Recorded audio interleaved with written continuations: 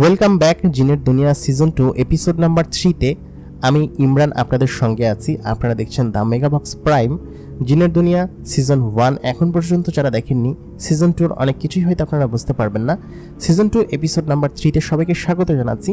Season 2 এখন পর্যন্ত কেমন লেগেছে আপনাদের কাছে কমেন্ট করে জানাতে অবশ্যই ভুলবেন না। আপনারা শুনছেন দ্য মেগাবক্স প্রাইম এবং আমি আরজে ইমরান আপনাদের সঙ্গে আছি। সবাইকে ধন্যবাদ আমাদেরকে এতটা সাপোর্ট দেওয়ার জন্য এবং আমাদের সঙ্গে থাকার জন্য। তাহলে চলুন বেশি কথা না বলে আমরা সরাসরি গল্পে চলে যাই।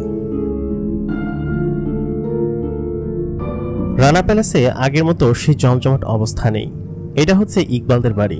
শহরের পাশে জঙ্গলের মধ্যেই একটি বাড়ি রানা প্যালেস, যে বাড়ির মধ্যে একদিন ইকবাল থাকতো। এখন এখানে আর কেউ থাকেন না। ইকবালের বাবা মা এইখানটা ছেড়ে শহরে চলে গিয়েছে। হঠাৎ করেই বাড়ির ছাদের উপর চার ডানাওয়ালা একটি পাখিকে অবতরণ করতে দেখা গেল। সেই পাখির ওপরে কালো ঘোমটা পরা একজন লোক বসে আছে। রানা প্যালেস অনেক বছর ধরেই পরিত্যক্ত অবস্থায় আছে। একটা সময় ইকবাল এখানে থাকতো। ইকবালের বাবা মা এবং বাড়িটা বেশ জমজমাট ছিল। তারপর সায়রা, ইকবাল এবং সবাই মিলে এই বাড়িটাতে কত সময় পার করেছে। অনেকদিন পরে সালমান এই বাড়িতে আসলো। সালমান তার মুখের ঘোমটাটা সরালো। সালমান ছিল ইকবালের খুব কাছের এবং বিশ্বস্ত। হঠাৎ করে সবকিছু যে এরকম এলোমেলো হয়ে যাবে কে বা ভেবেছিল। সালমান ঘোমটাটা সরিয়ে নিচে নেমে আসলো। বাড়িটা পরিত্যক্ত অবস্থায় আছে। সালমান যে রুমে ঘুমাতো সেই রুমের মধ্যে সে গেল। সবকিছুই ওলটপালট হয়ে আছে। লাস্ট যেদিন এই বাড়ির উপর হামলা হয়েছিল তারপর থেকেই এই বাড়িতে আর কেউ পা রাখে না। বাড়ির বাইরে থেকে দেখতে মনে হয় বাড়িতে কেউ বসবাস করে। আসলে মাঝে মধ্যেই সালমান এখানে এসে থাকে। সালমান বিয়ে করেছিল সায়রার খালাতো বোন মারিয়াকে। কিছুক্ষণ বাদে মারিয়া সেখানে উপস্থিত হলো। মারিয়া সালমানকে বলল, এখানে এসে আর কি হবে? এখানে একটা সময় কত চমৎকার সময় কাটিয়েছি আমরা। কিন্তু সালমান তখন বলল, কাউকেই ছাড়ব না। যারা ইকবালের সঙ্গে ধোঁকাবাজি করেছে এবং আমাদের এরকম অবস্থা করেছে তাদের কাউকেই ছাড়ব না। এখন আমাকে একটু হানিফার সঙ্গে দেখা করতে যেতে হবে। চলো আমরা একসাথে যাই। তখন মারিয়া বলল, এখন যাওয়া যাবে না। কুরুলুস রাজ্যের অবস্থা এখন ভালো না। সালমান তখন বলল, আমি খোঁজ নিয়েছি। হানিফা দক্ষিণের অস্ত্র ব্যবসায়ীদের সঙ্গে আছে। ওইখানে গেলেই ওদের সঙ্গে দেখা হবে। ওদের সঙ্গে দেখা করাটা জরুরি। তারপর আমাকে একবার ইউসুফের সঙ্গে দেখা করতে যেতে হবে। ইউসুফের সঙ্গে কিছু কথা আছে। আর সবথেকে বড় কথা, ইউসুফকে নিরাপদে রাখতে হবে। তুমি তো সবসময় পাহারা দিচ্ছ আর ওর আশেপাশে সবসময় জিন রেখেছ তো? তখন মারিয়া বলল, হ্যাঁ, সবসময় আমি তো ওই গ্রামেই থাকি আর আমি ওকে দেখে শুনে রাখছি। এখন ওই একমাত্র আমাদের অবলম্বন। আমার মনে হয় যে ইউসুফ সাধারণ কোনো বাচ্চা নয়। ওর মধ্যে আমি বিশেষ কিছু শক্তি দেখেছি। ইউসুফ গতকালই জঙ্গল থেকে ফেরার পথে এরকম একটা দৈত্যকে নিজের বশে নিয়ে আসলো। ওইটা হচ্ছে ওই জঙ্গলের সব থেকে বড় দৈত্য। যে এরকম একটা দৈত্যকে একদম বশে নিয়ে আসতে পারে সে নিশ্চয়ই স্বাভাবিক কোনো মানুষ না। আর আমার যতটুকু মনে হয় যে ইউসুফের বড় হওয়া পর্যন্ত আমাদেরকে অপেক্ষা করতে হবে, আমাদের ছক কষতে হবে। তারপর সালমান এবং মারিয়া দুজনেই পাখির ডানায় উঠে আকাশের দিকে উড়াল দিল, কারণ তাদেরকে হানিফার সঙ্গে দেখা করতে যেতে হবে। হানিফাকে সমস্ত রিপোর্ট জানাতে হবে। গতকালকে কি ঘটেছিল সেই সমস্ত ঘটনা বলতে হবে। ইউসুফ বারান্দায় তার বাবার সঙ্গে বসে আছে। ইউসুফকে দেখার জন্য সমস্ত গ্রামের লোকজন ভিড় করেছে, কারণ ইউসুফ গতকালকে যা কিছু করেছে তার সমস্তই অবাক করার মতো বিষয়। ইউসুফকে সবাই বেশ ভালোবাসে আর তাকে এখন থেকেই গ্রামের সবাই প্রধান হিসেবে মেনে নিয়েছে, কারণ ইউসুফের মতো বীর এবং বুদ্ধিমান হয়তো আর কেউই তাদের গ্রামে আসবে না। ইউসুফ যেদিন থেকেই তাদের গ্রামে এসেছে তাদের গ্রামের সমস্ত কিছু বদলে গিয়েছে। তারা এখন আর কোনো কিছুর জন্য বাইরে যায় না। তারা সমস্ত কিছুই গ্রামের মধ্যেই পেয়ে যায়। এতটুকু একটা বাচ্চা, এত প্রতিভাশালী। সর্দার ওসমান এগুলো দেখে বেশ খুশি, কারণ তার মনের ইচ্ছা পূরণ হয়ে গিয়েছে। তার একটা সন্তান থাকলে হয়তো এমনই হতো। ইউসুফকে পেয়ে সে ধন্য। ইউসুফ সমস্ত কিছু গ্রামবাসীদেরকে বুঝিয়ে দিয়েছে এবং ইউসুফের মধ্যে এমন শক্তি আছে যা কিনা গ্রামবাসীর যে কোনো সমস্যার সমাধান করে দিতে পারে। ইউসুফ ছোটবেলা থেকেই একটা অদ্ভুত রকমের স্বপ্ন দেখে, কিন্তু এখন সে বুঝতে পারে সেহেতু এই স্বপ্নটার মানেও সে বের করার চেষ্টা করছে। মানে সে যখনই ঘুমায় সে তখন দেখতে পায় যে আশেপাশের আকাশ কালো হয়ে গিয়েছে। চারপাশে শুধুমাত্র অদ্ভুত দেখতে কিছু মানুষ, যাদের মাথায় ঘোমটা দেওয়া এবং তাদের চোখগুলো জলমল করে। সেখান থেকে একজন লোক তার কাছে এগিয়ে আসলো এবং তাকে বলল, ইউসুফ, তোমাকে অনেক কিছু করতে হবে, তুমি আমাদের এই গোত্রের নেতা, একদিন তোমাকে নেতা হয়ে উঠতে হবে এবং আমাদের সবাইকে উদ্ধার করতে হবে। ইউসুফ এরকম স্বপ্ন প্রায়ই দেখে। একজন লোক তাকে এসে এই কথা বলছে এবং সমস্ত গোত্রের লোক তার দিকে চেয়ে আছে, মনে হয় সেই জন্য এই গোত্রের ঈশ্বর। এরকম ভাবে সে এই স্বপ্নগুলো বেশ কয়েক বছর ধরেই দেখে আসছে। ইউসুফ স্বাভাবিক এই রকমের বাচ্চা থেকে অনেক বেশি এগিয়ে। তার বয়স 10 বছর হলেও তার চিন্তাধারা 20-30 বছর বয়সী মানুষদের মতো। ওই দিন রাত্রে খাওয়া দাওয়া শেষে সবাই ঘুমিয়ে পড়ল। ইউসুফও ঘুমিয়ে পড়েছিল, কিন্তু সেই স্বপ্নটা দেখে আবার ইউসুফের ঘুম ভেঙে গেল। ইউসুফ বুঝতে পারল বাহিরে কোন একটা শব্দ এবং সেই শব্দ তাকে ডাকছে, তাকে বাহিরে যেতে হবে। ইউসুফ কিভাবে বুঝতে পারলো সে জানে না, তবে সে বুঝতে পারছে যে বাইরে থেকে যে শব্দটা আসছে তাকে এখন বাইরে যেতে হবে। ইউসুফ ঘরের দরজা খুলে বাইরে চলে আসলো। বাইরে এসে দেখলো সেই 4 ডানাওয়ালা পাখিটা তার ঘরের বাইরে দাঁড়িয়ে আছে। সেখানে 2জন লোক দাঁড়িয়ে আছে। প্রথমজন হলো সেদিন বাজারে ঘুমটা পরিত্যক্ত অবস্থায় যে লোকটার সঙ্গে তার দেখা হয়েছিল সেই লোকটা, এবং পাশে তার সেই চাচা, যে চাচাটা প্রথম দিন তার কাছে এসেছিল বহু বছর আগে। ইউসুফ তাদেরকে দেখে অবাক হলো, বলল, আপনারা কারা, আর আপনারা বারবার কেন আমার কাছেই আসছেন, আর আপনাদেরকে কেনই বা আমি স্বপ্নে দেখছি? আমি আসলে বুঝতে পারছি না কিছু। ছোট্ট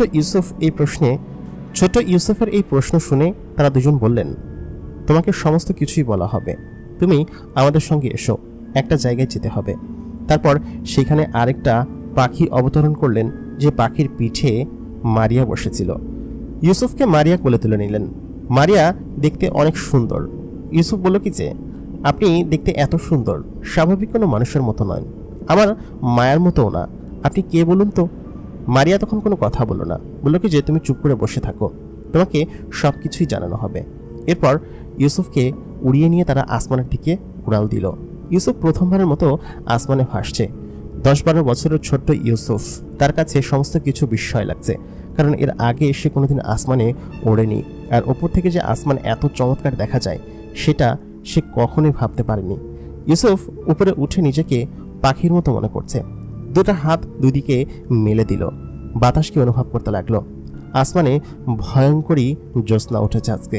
পাখি 3টা উড়ে যাচ্ছে পূর্বের জঙ্গলের দিকে। চারিপাশে শত্রুর অভাব নেই।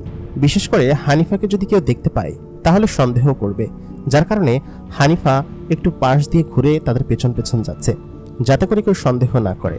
চারিপাশে এই সময়ে জিনেদের সমাগম বেশি থাকে, আর আজকে যেহেতু ভরা পূর্ণিমা, সেহেতু আজকে অবশ্যই জিনেদের মহড়া আশেপাশে থাকবে, আর এই রাজ্যের মধ্যে নিজেদেরকে লুকিয়ে রাখতে হবে। আজকে ওকে নিয়ে যাওয়াটা খুব বেশি জরুরি, কারণ আজকে ভরা পূর্ণিমা। ইউসুফের জন্য বিশেষ কিছু দিন আজকে। ইউসুফকে বিশেষ কিছু কাজের জন্য নিয়ে যাওয়া হচ্ছে।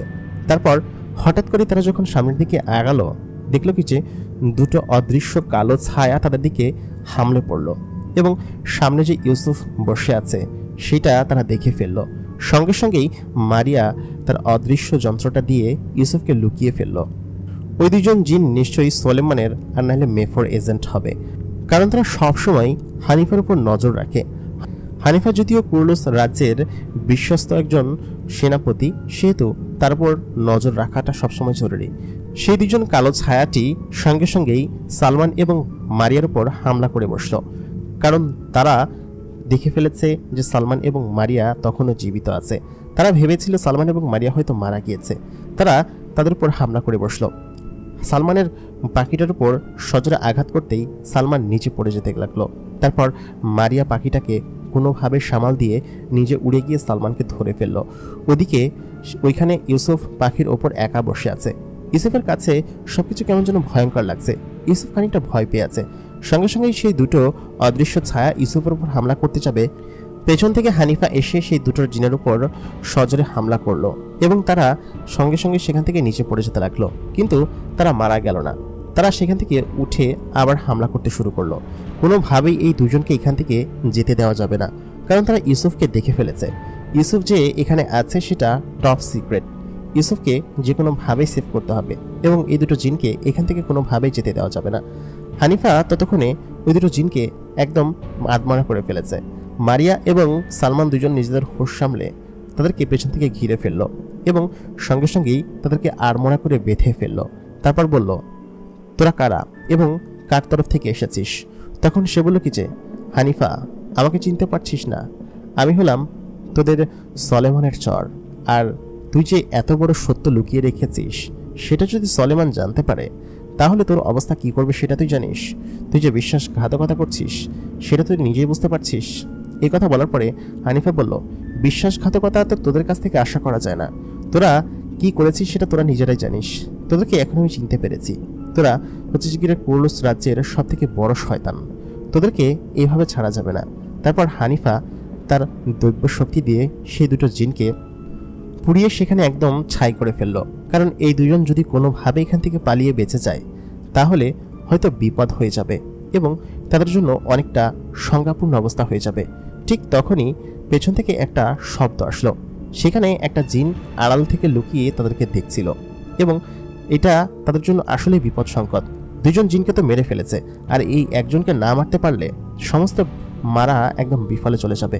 সঙ্গে সঙ্গে সালমান বলল, হানিফা, ওকে ধরো, ওকে কোনোভাবে এখান থেকে যেতে দেওয়া যাবে না।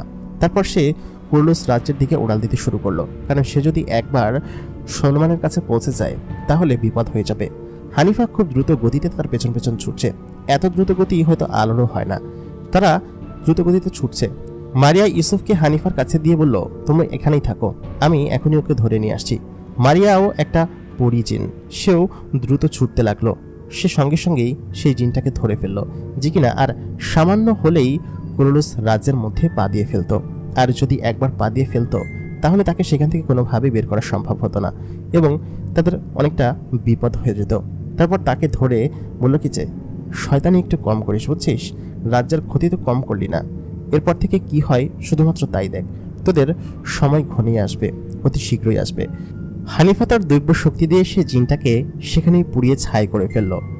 হানিফা একটু হলেও স্বস্তির নিঃশ্বাস ফেলল, কারণ হচ্ছে এইভাবে আর আসা যাবে না। এখন চারিপাশে শত্রু জিনেদের আনাগোনা। যে কোনোভাবেই হোক ইউসুফকে লুকিয়ে রাখতে হবে। ইউসুফকে লুকিয়ে না রাখলে বিপদ হয়ে যাবে। অন্ততপক্ষে তার প্রাপ্তবয়স্ক হওয়া পর্যন্ত তাকে যে কোনোভাবেই হোক পাহারা দিয়ে রাখতে হবে। যদি কোনোভাবেই জানাজানি হয়ে যায় আমাদের টপ সিক্রেট, তাহলে হয়তো আমাদের যেসব প্ল্যান করছে সেসব প্ল্যান আগানো হবে না। তারপর তারা সেখানে ছুটে গেল। দেখলো ইউসুফ সালমানের বুকের মধ্যে চুপচাপভাবে শুয়ে আছে। ইউসুফ ততক্ষণে ঘুমিয়ে পড়েছে, কারণ সালমান তাকে একটা ঘুমের ডোজ দিয়েছে। এটা সালমান এখান থেকেই শিখেছে। যতদিন যাবৎ সে এই জিনের দুনিয়ায় আছে, জিনের দুনিয়া থেকে সে অনেক কিছু শিখেছে। সালমান তো প্রথমে জিনের ভয় পেত। সর্বপ্রথম যেদিন সালমান জিনেদের রাজ্যে গিয়েছিল এবং সেখানে গিয়ে সালমান মারিয়ার সঙ্গে প্রথম কথা বলেছিল, মারিয়াকে দেখেই সালমান ভয় পেয়েছিল। কিন্তু পরবর্তীতে সায়রার খালাতো বোন মারিয়ার সঙ্গে তার ভাব ভালোবাসা হয়ে যায় এবং পরবর্তীতে তারা বিয়েও করেছিল। তারা এখন একসঙ্গে আছে। কিন্তু সেই পরিবেশ, সেই মহল, চারিপাশের সেই ব্যাপারগুলো এখন আর নেই। সবকিছু কেমন যেন পরিবর্তন হয়ে গেছে। সেদিনকে এমনটা না হলেও পারত যদি ইকবাল জিনের রাজ্য শাসন করার কথা চিন্তা না করত। যদি সলেমানকে না দিয়ে হানিফাকে দেওয়া হতো তাহলে হয়তো এখন সবকিছু ভিন্ন থাকতো। ইকবাল তার বাড়িতে সুখে শান্তিতে থাকতে পারত। কিন্তু যাই হোক, যা হয়ে গিয়েছে সেসব বিষয় নিয়ে ভাবার তো কোনো প্রয়োজন নেই। তখন মারিয়া এবং হানিফা দুজনে সেখানে উপস্থিত হলেন। দেখলো ইউসুফ চুপচাপ ঘুমাচ্ছে। তারা সেখানে সবাই বসে পড়ল। বলল কি যে, এখানে ওকে নিরাপদে রাখতে হবে, আর চারপাশে যেভাবে শত্রু লেগেছে আমাদের আর এখানে আসা যাবে না।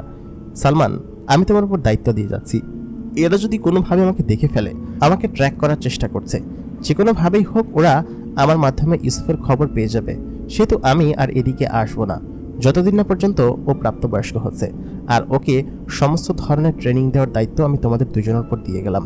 মাঝে মধ্যে আমি এসে ওকে দেখে যাব, তবে সমস্ত কিছু কিন্তু তোমাদের দুজনকেই করতে হবে। সালমান বলল কি যে, আপনি কোনো চিন্তা করবেন না। মারিয়া নিজেও অনেক কিছু জানে। মারিয়া নিজেও সৈন্যদলের সেনাপতির দায়িত্ব পালন করেছে একটা সময়। মারিয়া একটা মেয়ে জিন হলেও তার মধ্যে রয়েছে একটা অন্যরকম ক্ষমতা এবং অসাধারণ রকমের স্কিল আছে তার মধ্যে, যেহেতু সে অলরেডি একটা সৈন্যের বহর সামলেছে এবং সেনাপতির দায়িত্ব সামলেছে। তারপর হানিফা সেখান থেকে চলে গেল। তারা সেখানে আগুন জ্বালিয়ে একটা ক্যাম্প বানিয়ে গল্প করছিল। ঠিক তখনই তাঁবুর মধ্যে থেকে ইউসুফ বেরিয়ে আসলো। সবাইকে প্রশ্ন করতে লাগলো, আপনারা কারা এবং আমি এখানে কেন? আমি কে? আমি আসলে কিছুই বুঝতে পারছি না। আমি কে? আমার পরিচয় কি? আমার দেখে নিজেকে স্বাভাবিক কিছু মনে হয় না, কারণ আমার মধ্যে বেশ কিছু জিনিস আমি অপরিবর্তন দেখতে পাই। সাধারণ বাচ্চাদের থেকে আমি আলাদা। আমি কেন এরকম? আর আপনারা কারা? আপনারা পরিচয় দিচ্ছেন যে আপনারা আমার চাচা, কিন্তু কেমন ধরনের চাচা? আমি তো আপনাদেরকে কোনোদিন দেখিনি জন্মের পর থেকে। হানিফা তখন বলল, বাবা, তুমি সমস্ত কিছুই জানতে পারবে। তোমার বয়সটা 18 বছর হোক, আমার সমস্ত কিছুই তোমাকে বলবো। একটা পূর্ণ গ্রহণ না হলে সমস্ত কিছু জানানো সম্ভব নয়। তবে তুমি কোনো সাধারণ বাচ্চা না, এটা তুমি মাথায় রেখো। তোমার পর অনেক বড় দায়িত্ব রয়েছে, তোমার সমস্ত কিছুই জানানো হবে। ঠিক তখনই ইউসুফের মাথার পেছন দিয়ে একটা দৈব্য আলো জ্বলে উঠল। সাধারণত দেবদেবীদের মাথার পেছন যেরকম আলো জ্বলে ওঠে, এরকম আলো জ্বলে উঠল। ইউসুফকে দেখে সবাই চমকে গেল, সালমান, হানিফা এবং মারিয়া। কারণ ইউসুফ যে কোনো সাধারণ বাচ্চা না, সেটা তারা জানে, কিন্তু এতটা অসাধারণ যে সে দেবদেবীর পর্যায়ে পৌঁছে যাচ্ছে। ইউসুফকে দেখে তারা সবাই সিজদা করল, বলল কি যে, আমাদের প্রভু, আপনি আমাদেরকে মাফ করে দিন, আমরা এখন আপনাকে কিছু জানাতে পারছি না। এটা বলার পরে তারা বলল কি যে, চলো তোমাকে এগিয়ে দিয়ে আসি। তোমার বাবা মা হয়তো চিন্তা করছে, তবে হ্যাঁ, একটা বিষয় মাথায় রেখো, তোমাকে সবসময় সাবধানে থাকতে হবে। তুমি কিন্তু সাধারণ কোনো বাচ্চা নও। ইউসুফকে বাড়ি পৌঁছে দিতে দিতে প্রায় সকাল হয়ে গেল। ইউসুফ বাড়ির কাছে এসে দেখল তার মায়ের কোলে তার মতো দেখতে একটা সন্তান বসে আছে, একদম তার মতোই দেখতে। ইউসুফ সঙ্গে সঙ্গেই তার চাচাকে জিজ্ঞেস করলো, হানিফা চাচা, ওই লোকটা কে? আর ওই ছেলেটা কে? ও তো একদম আমার মতোই দেখতে। তখন ইউসুফ বলল, তুমি চোখ বন্ধ করো। তারপর ইউসুফ চোখ বন্ধ করলো। এরপর যখন সে চোখ খুলল, সে দেখল সে তার মায়ের কোলের মধ্যে শুয়ে আছে এবং তার মা তার মাথায় হাত বলিয়ে দিচ্ছে। ইউসুফের মাথায় কোনো কিছুই ঢুকছিল না। ইউসুফ কি সাধারণ কেউ নয়? আর ওরা কেনই বা ইউসুফের কাছে বারবার আসছে? আর ইউসুফকে কেনই বা বলল সে সাধারণ কোনো বাচ্চা নয়? তাহলে কি ইউসুফ কোনো স্রষ্টা বা ইউসুফ কোনো সৃষ্টিকর্তা, গড? ইউসুফ সাধারণত তার স্কুলের বইতে এরকম কিছু পড়েছে যে যেখানে এরকম কিছু গড থাকে যারা কিনা মানুষের পেটে জন্মগ্রহণ করে। আর এরা কি ফেরেশতা যে কিনা আমাকে পাহারা দেওয়ার জন্য সবসময় আমার চারিপাশে থাকে? এটা ইউসুফ বুঝতে পারছে না কিছুতেই। ইউসুফ সঙ্গে সঙ্গেই তার মাকে বলল, মা, আমার কিছু ভালো লাগছে না। আমি কে? আমি কে তুমি কি বলতে পারবে? ছোট্ট ইউসুফের এই কথা শুনে তার মা চমকে গেল, কারণ ইউসুফ কি বুঝতে পেরে গিয়েছে যে সে আসলেই তার সন্তান না। তারপর ছোট্ট ইউসুফকে তার মা বলল কি যে, বাবা, তুমি আমাদের সন্তান, তুমি আমাদের চোখের মণি। ব্রাজিলের জঙ্গলের সেই বটগাছটার সামনে দাঁড়িয়ে আছে তিনটা ছায়া। আসলে সেটা বটগাছ কিনা অন্য কিছু সেটা কারোরই জানা নেই, কারণ পৃথিবীতে এরকম গাছ বিরল। আর এত বড়, এত প্রশস্ত গাছ পৃথিবীতে আছে কিনা জানা নেই।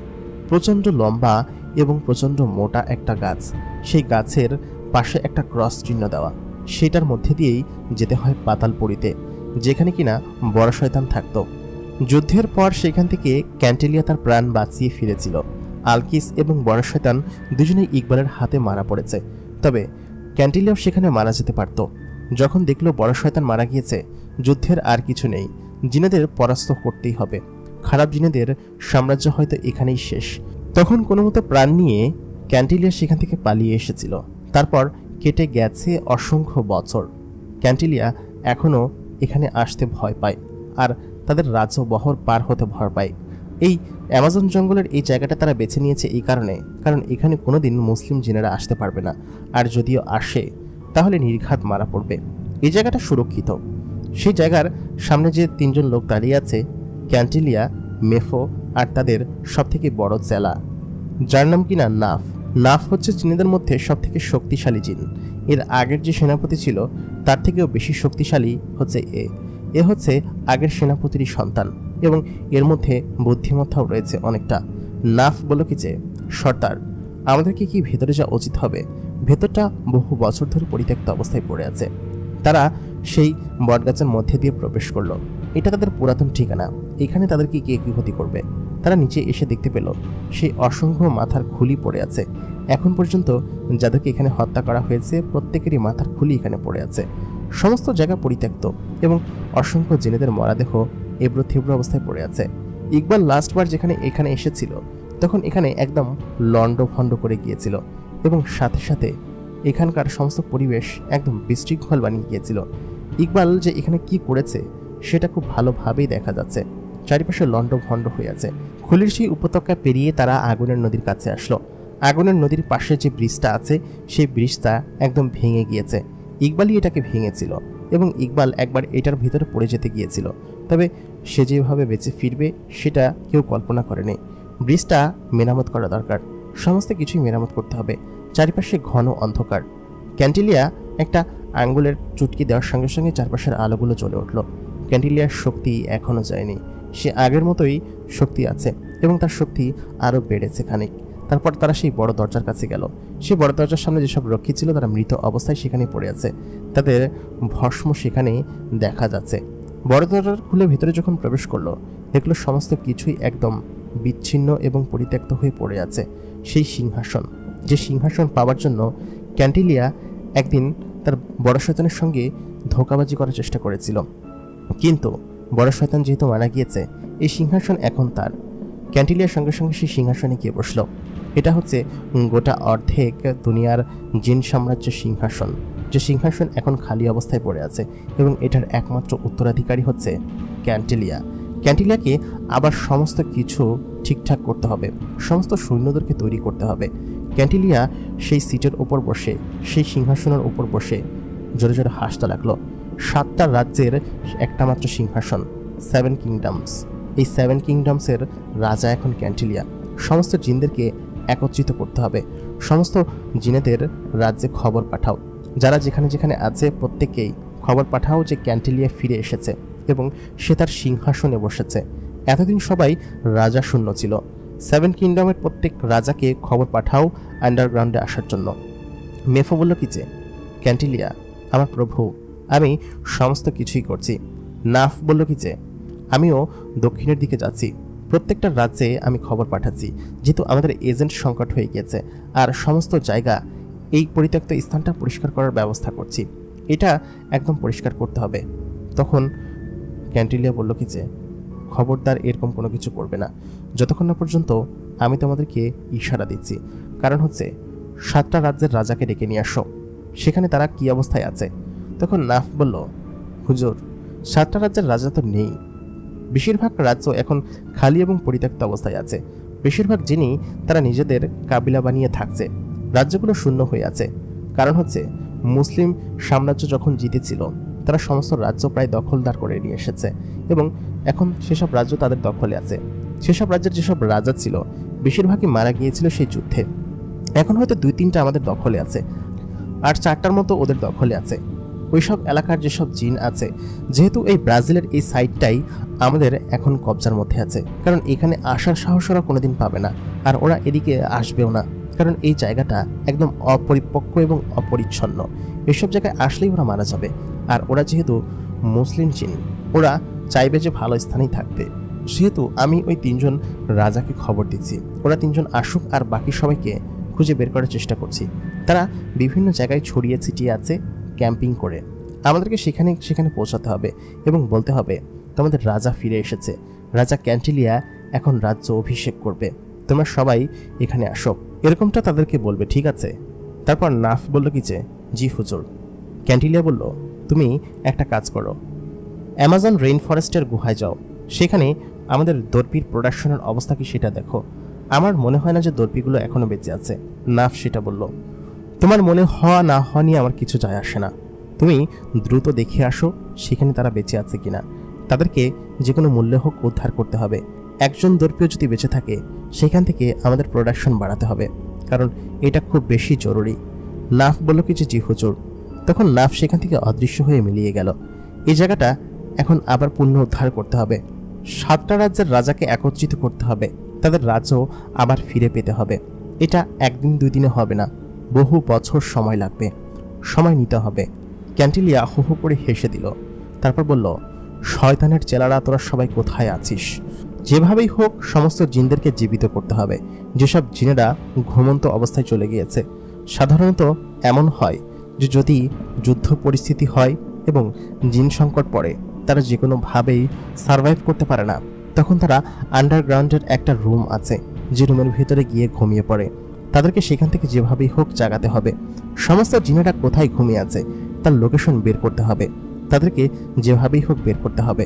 নাফ যেটা বলল যে 3টা রাজ্যের জিনের রাজা এখনও সক্রিয় আছে এবং তারা সম্ভবত সম্রাট সোলেমানের আন্ডারে কাজ করছে, কারণ যুদ্ধ হয়ে যাবার পরবর্তী সময়ে সমস্ত পৃথিবী ইকবালের হাতে চলে গিয়েছিল। ইকবাল নিশ্চয়ই এত সহজে সবাইকে ছেড়ে দেয়নি, সবাইকে অবশ্যই হত্যা করেছে এবং যারা ইকবালের সঙ্গে ছিল তাদেরকে ইকবাল তাদের সঙ্গে নিয়ে তাদের মধ্যে নিয়ে নিয়েছে। শয়তানি জিনেদের রাজ্য এখন খুবই ছোট। মেফো এবং নাফ দুজনেই দুদিকে ছুটতে লাগলো, কারণ হচ্ছে সমস্ত কিছু খুঁজে বের করতে হবে।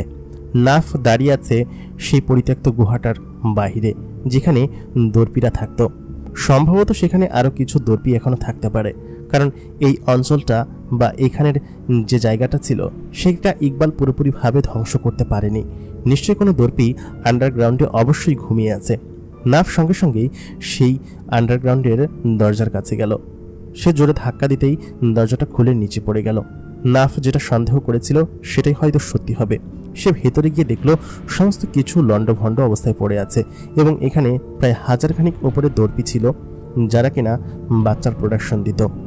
নাফ হয়তো বুঝতে পারছে না এরকম একটা খারাপ খবর কি তাদেরকে গিয়ে বলবে নাকি বলবে না, কারণ হচ্ছে এখানে যতগুলো দর্পি ছিল সমস্ত দর্পি মারা গিয়েছে এবং তাদের বেঁচে থাকারও কথা না। অসংখ্য বছর পেরিয়ে গিয়েছে, তারা এখানে খাবার এবং পানীয় জলের অভাবে নিশ্চিতরূপে মারাই যাবে। কিন্তু নাফ ভাবতে লাগলো, এখানে কোনো দর্পি কি ঘুমন্ত অবস্থায় আছে স্লিপিং চেম্বারে? স্লিপিং চেম্বার কি একবার দেখবে? এখানে স্লিপিং চেম্বার সম্পর্কে কি ইকবাল জানতো? যদি না জেনে থাকে তাহলে এখন নিশ্চয়ই সেখানে কিছু দর্পি বেঁচে আছে। নাফ চারিপাশে খুঁজতে লাগলো স্লিপিং চেম্বারগুলো কোথায়, যেখানে আসলে সম্ভবত যুদ্ধ পরিত্যক্ত অবস্থায় চললে কিছু জিনকে স্লিপিং চেম্বারে পাঠিয়ে দেওয়া হয় যাতে করে তারা সার্ভাইভ করতে পারে। নাফ সঙ্গে সঙ্গেই এই গুহার মধ্যে যত স্লিপিং চেম্বার ছিল সমস্ত কিছু খুঁজতে লাগলো। জেলেদের মধ্যে এই জিনিসটা হয়তো ইকবাল জানতো না, আর কোনোদিন হানিফা বা এরা কখনোই বলেনি যে শয়তানদের রাজ্যে স্লিপিং চেম্বার আছে, যেখানে কিনা ওরা বিপদে পড়লে লুকিয়ে থাকতে পারে। বছরের পর বছর তারা জীবিত থাকবে কিন্তু কোনো খাবার গ্রহণ করবে না। নাফ চারিপাশে খুঁজতে লাগলো, কিন্তু কোথাও সে স্লিপিং চেম্বারগুলো পেল না। নাফ ভাবলো হয়তো স্লিপিং চেম্বারগুলো এখানে নেই, বা যে কোনোভাবেই হোক দর্পির সমস্ত বীজগুলো মারা গিয়েছে, যে বীজগুলো তারা ভেতরে রেখেছিল। নাফ ভাবছে যদি এইভাবে ক্যান্টিলিয়ার কাছে যায় তাহলে নিশ্চিতরূপে ক্যান্টিলিয়া তাকে যে কোনোভাবেই হোক হুমকি ধামকি দিবে এবং বকা শুনতে হবে। কিন্তু কি করবে? এখানে তো কোনো কিছুই নেই। সে স্লিপিং চেম্বারগুলো বিগত 1 ঘন্টা ধরে খুঁজে যাচ্ছে, এখানে কোনো স্লিপিং চেম্বার নেই। হঠাৎ করেই নাফ সজোরে একটা কিছুর সঙ্গে বাড়ি খেলো, কিন্তু উপরে কি জিনিস আসবে যে উপরে কোনো কিছুর সঙ্গে বাড়ি খাবে? নাফ এতক্ষণ নিচে খুঁজছিল, কিন্তু সেনাপতি নাফ যখন আলোটা জ্বালালো তখন সেনাপতি নাফ সামনে যে জিনিসগুলো দেখতে পেল সেটা দেখে নাফ একদম হতভম্ব হয়ে গেল, কারণ এটা দেখার জন্য নাফ মোটেই প্রস্তুত ছিল না। শত শত কলসি উপরে চড়ানো এবং সেই সব কলসির সঙ্গে একটা গাছের শেকড় অ্যাটাচ করা। এই গাছের শেকড়ের মাধ্যমেই বেঁচে আছে তারা। প্রত্যেকটা গুহার উপরে একটা বড় গাছ থাকে, যে গাছগুলো সাধারণত স্লিপিং চেম্বারের কাজ করে থাকে। সে দেখলো প্রত্যেকটা শেকড় প্রত্যেকটা স্লিপিং চেম্বারের সঙ্গে অ্যাটাচ করা। তার মানে স্লিপিং চেম্বারগুলো এভাবেই কাজ করে। উপরে যে গাছ আছে সেই গাছই এদের প্রাণ সঞ্চার করে। নাফ উপরের দিকে তাকিয়ে সম্পূর্ণরূপে অবাক হলো। মাটির থোকে থোকে বড় বড় কলসি আটানো, মাটির কলসি মাটি দিয়ে মোড়ানো, এবং তার মধ্যে ছোট্ট ছোট্ট বীজগুলো দেখা যাচ্ছে। নাফ সঙ্গে সঙ্গেই একটা কলসি ফাটাতেই দেখলো কয়েকটা ছোট ছোট বীজ নিচে পড়লো এবং সঙ্গে সঙ্গেই সেই বীজগুলো থেকে কিছু বাচ্চা কান্না শুরু করলো। বাচ্চাগুলো সেখানে লাফাচ্ছিল, কারণ তাদের হঠাৎ করে বাহিরে এসে অন্ধকারে চোখ হয়তো ঝলসাস ছিল। কিছুক্ষণের মধ্যেই সেই বাচ্চাগুলো উঠে হাঁটা শুরু করলো এবং এদিকে ওদিকে দৌড়াদৌড়ি করতে শুরু করলো। তারপর সেই বাচ্চাগুলো সেখান থেকে চলে গেল অন্য কোনো রুমে।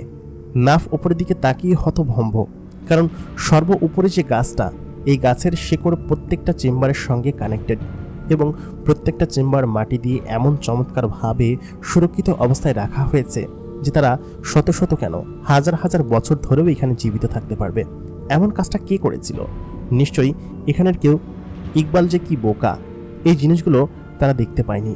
কারণ হচ্ছে যদি ইকবাল এই জিনিসগুলো দেখতে পেত তাহলে হয়তো সে ভাবত যে সমস্ত কিছু ধ্বংস করতে পেরেছে। ইকবাল আসলে খুব বোকা ছিল।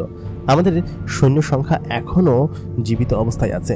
নাফ গুহার সমস্ত চেম্বারগুলো খুলে দেখতে লাগলো। ম্যাক্সিমাম চেম্বারেই ছোট ছোট জিনেদের বাচ্চার বীজ, কিন্তু এটা তো হলে হবে না, কারণ দর্পি লাগবে। মা দর্পি কোথায় আছে? এটা তো সমস্ত হচ্ছে জিনেদের বীজ। এটা থেকে হয়তো কিছু সংখ্যক জিন বের করা যাবে, কারণ এভাবে চেম্বারে করে রাখা হয়েছে। কিন্তু দর্পি বের করা না গেলে তো সমস্যা। নাফ যে কয়টা চেম্বার ভেঙেছে, প্রত্যেকটা চেম্বার থেকেই একই ধরনের জিনিস বের হয়েছে, ছোট ছোট বীজ। তারপরে সেই বীজ থেকে আস্তে আস্তে একটা বাচ্চায় পরিণত হয়েছে। প্রথমে যে বাচ্চাগুলো দৌড়ে ওই পাশে গিয়েছিল, সঙ্গে সঙ্গে সেই বাচ্চাগুলো তার চোখের সামনে বড় হয়ে গেল এবং বলল, আমার প্রভু, আপনার কিভাবে সেবা করতে পারি? নাফকে দেখে তারা চিনতে পেরেছে। কিভাবে চিনল? জিন থেকে নাকি ডিএনএ থেকে? কিভাবে? নাফ তখন বলল কি যে, তোমরা কারা, আর তোমরা এর ভেতরে? আমি আসলে কিছু বুঝতে পারছি না। তখন সেই জিন দুটো, তার সামনে যে জিন দুটো বসেছিল, যারা কিনা একটু আগেই স্লিপিং চেম্বার থেকে বেরিয়েছে, তারা বলল কি যে, জাহাপনা, আমরা এর ভেতর শত শত বছর ধরে ঘুমিয়ে আছি। আমাদেরকে এর ভেতরে এমনভাবে রাখা হয়েছে যেন আমরা বিপদের সময় আমাদের সংকট কাটিয়ে উঠতে পারি। আমরা জানতাম যে কোনোভাবেই আমাদের অস্তিত্ব সংকটে নেমে আসবে, এবং এটার জন্যই আমাদের যে বড় শয়তান ছিল, সে আমাদেরকে এরকমভাবে স্লিপিং চেম্বারে ঘুমন্ত অবস্থায় রেখেছিল। তবে আমরা কোনোদিন ভাবতে পারিনি যে ওই যুদ্ধের পরে আমরা আর বেঁচে উঠব, কারণ সমস্ত কিছুই মারা গিয়েছিল। বড় শয়তান বলেছিল যে আমাদেরকে একদিন জেগে উঠতে হবে। তখন সেই জিন দুটোকে নাফ বলল কি যে, কিন্তু তোমরা তো কিছু সংখ্যকই এখানে আছো, আর বাকিরা কোথায়? আর এখানে তো দর্পির প্রোডাকশন হয়, দর্পিগুলো কোথায়? তখন সেই জিন দুটো বলল কি যে, দর্পি আর বেঁচে নেই, একজন দর্পিও বেঁচে নেই। সমস্ত দর্পিকে ইকবাল মেরে ফেলেছিল, আর আমরাই কিছু সংখ্যক জিন এখানে বেঁচেছিলাম, যারা কিনা স্লিপিং চেম্বারে ঘুমন্ত অবস্থায় আছি। তবে আমার যতটুকু মনে হয় যে দর্পি হয়তো খুঁজলে পাওয়া যাবে। যদি একজনও পাওয়া যায়, সেখান থেকে আমরা শত শত জিন প্রোডাকশন করতে পারবো, এবং একটা দর্পি থেকে আমরা অসংখ্য দর্পি বানাতে পারবো। জিন দুটোর এই কথা শুনে সঙ্গে সঙ্গে নাফ বলল কি যে, আমাদের দল আরও ভারী করতে হবে। তুমি যে কথা বললে তাতে মনে হচ্ছে আমরা এখনও দমে যাইনি। আমাদের সমস্ত কিছু বৃদ্ধি করতে হবে। তুমি এবং সঙ্গে আর যে কয়জনকে বের করেছি, সবাইকে মিলিয়ে এখানে কি পরিমাণ জিন হবে? তখন সে দুজন চেলা বলল কি যে, এখানে 5000-এর মতো স্লিপিং চেম্বারে ঘুমন্ত অবস্থায় আছে। তাদেরকে এখান থেকে বের করতে হবে, বের করে এখান থেকে নিয়ে যেতে হবে। আর দর্পি আছে কিনা সেটা আসলে আমরা জানি না, তবে স্লিপিং চেম্বার এই একটাই এখানে আছে, আর কোথাও আছে কিনা আমাদের জানা নেই। নাফ বলল কি যে, তোমরা সমস্ত জায়গা খোঁজাখুঁজি করতে শুরু করো, এখানে কোনো স্লিপিং চেম্বার আছে কিনা সমস্ত কিছু দেখো। তোমরা সমস্ত জিনদেরকে মুক্ত করো, ঘুম থেকে জাগাও। তাদেরকে বলো কি যে, এই জায়গাটা পরিপূর্ণভাবে তৈরি করতে। এখানে 500-র মতো জিন রেখে বাকিগুলো বড় শয়তানের কার্যালয়ে পাঠিয়ে দাও। ওইখানে এখন থেকে ক্যান্টিলিয়া তোমাদের সর্দার। বড় শয়তান তো বেঁচে নেই। এই কথা বলার পরে সেই দুটো জিন বলল কি যে, কি ক্যান্টিলিয়া এখনো বেঁচে আছে? আমরা তো ভেবেছিলাম ক্যান্টিলিয়া মারা গিয়েছে, কিন্তু না, ক্যান্টিলিয়া যে এখন বেঁচে আছে সেটা আমাদের জন্য সুখের সংবাদ, দুঃখের সংবাদ। তারপর নাফ সেখান থেকে প্রায় 4500 জিন নিয়ে বেরিয়ে গেল এবং রওনা দিল ব্রাজিলের সেই প্রধান কার্যালয়ে, যেখানে তাদেরকে পৌঁছাতে হবে। সমস্ত জিন সেখান থেকে বেরিয়ে গেল এবং কিছু সংখ্যক জিন দর্পি হাউসে এখানে রয়ে গেল। কারণ হচ্ছে এই জায়গাটাকে আবার পুনরায় রূপোদ্ধার করতে হবে এবং সমস্ত কিছু পরিষ্কার পরিচ্ছন্ন করে এই জায়গাটাকে আবার শয়তানদের কারখানা তৈরি করতে হবে। এই গুহার ওপরে যে বড় গাছটা আছে, সেই গাছের সব থেকে বড় শিকড়টা পাতালের একদম আরো নিচে চলে গিয়েছে, এবং সেই নিচের একটা চেম্বার, যেখানে আরো শত শত মাটির কলসি। এই কলসিগুলো নাফের চোখ এড়িয়ে গিয়েছে। এই কলসিগুলো যে এত ভেতরে রাখা তারা সেখানে জানতো না। তারপর সে কলসির মুখের কাছে গিয়ে যে জিনিসটা দেখতে পাওয়া গেল, সেটা আর কিছু না, দর্পি। নেফো যে জায়গাটা দাঁড়িয়ে আছে সেই জায়গাটা আর কোথাও না, মুসলিম রাজ্যের একটা রাজ্য মাবদা। মাবদা একটা সময় শয়তানদের রাজ্যের মধ্যে ছিল, কিন্তু সেটা মুসলিম রাজ্য দখল করে নিয়েছে এবং মাবদা এখন সম্রাট সোলেমানের কথাই চলে। নেফো কি রাজ্যের ভেতরে প্রবেশ করবে নাকি করবে না, নেফো সেটা ভাবতে লাগলো। নেফো একজন মানুষ জিন। নেফোর মধ্যে মানুষ এবং জিনের ক্ষমতা দুটোই রয়েছে। কারণ হচ্ছে নেফোর বাবা একজন জিনেদের সর্দার ছিল এবং সমস্ত বিদ্যা তাকে শিখিয়ে গিয়েছে। জিনেদের চেয়েও ক্ষমতা তার বেশি। সে সঙ্গে সঙ্গে ভেতরে এগিয়ে গেল এবং তাকে দুজন রক্ষী আটকে ফেললো। বললো কি যে তুমি কে? তখন সে দুজন রক্ষীকে মেফো বলল কি যে তোমাদের সর্দারের কাছে খবর পাঠাও, রাজা মাফতাকে গিয়ে বলো আলকিসের ছেলে মেফো এসেছে, সে সমস্ত কিছু বুঝতে পারবে। তারা ভেতরে চলে গেল। তারপর কিছুক্ষণ পরে রাজা মাফতা নিজেই বাইরে বেরিয়ে আসলো এবং বলল, মেফো আসো আসো, ভেতরে আসো। তোমার কি অবস্থা? তোমার বাবাকে তো ইকবাল কুকুরের মতো মেরেছে, তুমি কি মরার জন্য এসেছো নাকি? মেফো তখন বলল, সর্দার মাফদা, মুখ সামলিয়ে কথা বলো। আমার বাবাকে যে মেরেছে তার হত্যার প্রতিশোধটা আমি নিব, সঙ্গে তোমাদেরকে দেখে ছাড়ব। মাফতা বলল কি যে ভয় পেয়েছি রে বাবা, পাছা ভয় পেয়েছি। তুই একজন মানুষের ছেলে হয়ে এত শক্তি এত কথা তোর আসে কোত্থেকে? মেফো তখন বলল, এই তো আপনাদের থেকে, ওস্তাদ ক্যান্টিলিয়ার কাছ থেকে একটা সংবাদ আছে। এই কথা বলার পরে সঙ্গে সঙ্গে এই মাফতা বলে উঠল, কি সর্দার ক্যান্টিলিয়া এখনো বেঁচে আছে? ওকে তো মেরে ফেলার কথা। তখন মেফো বলল কি যে না, কিন্তু তোমরা যে এরকম গাদ্দারি করবে সেটা কখনো ভাবতে পারিনি, তোমরা যে ইকবালের পক্ষ নেবে। তখন মাগদা বলল কি যে ইকবালের পক্ষ নেবো না তো কি করবো? আমাদের কি মেরে ফেলতে বলতেছো নাকি? কারণ হচ্ছে আমরা যদি ওর পক্ষ না নিতাম তাহলে এমনিতে আমাদের রাজ্য দখল করে নিত, কিন্তু এখন খবর কি সেটা বলো। তখন মেফো বলল, মাফতা শোনো, বিশ্বাসঘাতকতা করবে না আমাদের সঙ্গে, আমরা আবার সমস্ত কিছু ফিরে পেতে চাই। ক্যান্টিলিয়া আবার ফিরে এসেছে এবং আমাদের রাজ্য আমরা আবার ফিরিয়ে নিব। তারপর আবার আমরা ওদের উপর হামলা করব। কারণ হচ্ছে আমাদের সমস্ত কিছু এখনো ধ্বংস হয়ে যায়নি, সব কিছু এখনো জীবিত আছে। আর সব থেকে বড় সুখের সংবাদ হচ্ছে গিয়ে কোনো জিনই মারা যায়নি। আমি সমস্ত জায়গায় খোঁজ নিয়েছি, আমাদের সৈন্য সংখ্যা হয়তো কম, তবে দর্পি এখনো বেঁচে আছে কিনা সেটা জানি না। দর্পির প্রোডাকশন যদি বাড়ানো যায় আমরা আবার আমাদের পুনরায় শক্তি ফিরে পাবো। আর যেসব জিন বেঁচে ছিল তারা এখন স্লিপিং চেম্বারে আছে। কিন্তু তোমরা তো ভুল করেছো, তোমরা নিজেরাও রাজ্য ছেড়ে দিয়ে স্লিপিং চেম্বারে যেতে পারতে, সেখানে গেলে তো তোমরা নিরাপদে থাকতে, এরকম অন্য কারোর গোলামি করা লাগতো না। তখন মাফতা বলল কি যে যারা স্লিপিং চেম্বারে গিয়েছে তারা বোকা, তাদের রাজ্য এখন সমস্ত কিছু সলেমানের হাতে, সলেমানের এজেন্টটা চালাচ্ছে। তাতে কি হয়েছে? স্লিপিং চেম্বারে যাওয়াই যদি সমস্ত কিছু হতো তাহলে তো হতোই। আমার জানা মতে 7 কিংডমের 2 জন রাজা মনে হয় এখন আমরা আছি, আমি এবং পাশের রাজ্য। আমরা এখন সলেমানের কথাই উঠা বসা করি, কিন্তু কিছু করার নেই, এটাই করতে হবে। আর সলেমান যদিও একজন ভালো জিন না, ইকবাল যখন ছিল তখন আমরা সুখে শান্তিতেই ছিলাম, আমাদের সমস্ত সুযোগ সুবিধা দিত। কিন্তু ইকবালকে জেলে পাঠানোর পর থেকেই সলেমান যেরকম বিশ্বাসঘাতকতা করবে সেটা কেই বা ভেবেছিল। মেফো বলল, বিশ্বাসঘাতকতা দিয়েই দুনিয়া চলে বন্ধু। এখন তুমি কি বলছো বলো? সর্দার ক্যান্টিলিয়া তোমাকে তলব করেছে।